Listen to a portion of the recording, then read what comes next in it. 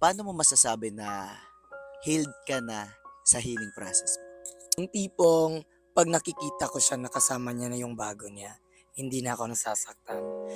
Kasi kapag nung dati, 'pag nakita ko talaga siya, iniiwasan ko siya. So, hindi pa talaga ako totally healed that time. Mm.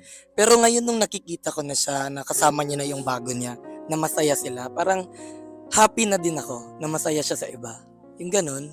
Alam mo na-experience ko 'yun, yung nasabi ko sa sarili ko na healed na ako Mm, nung nakita ko siya na wala ng sakit. oo, Alam mo yung nakangiti ka na nang nakikita siya, then kaya mo na siyang tignan sa mata. totoo.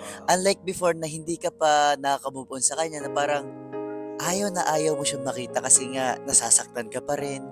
Pagka nakikita mo yung picture niyong dalawa, parang sinusumpa mo yung relasyon niyo na nangyari sa inyo na bakit kayo naghiwalay. Mm, Pero nung nasabi ko na, "Shucks, healed na ako, naka-move on na ako." Kasi kahit nakikita ko na yung picture namin dalawa, yung old videos namin, wala na sa akin. mm. Napapangiti na lang ako kasi, okay na ako.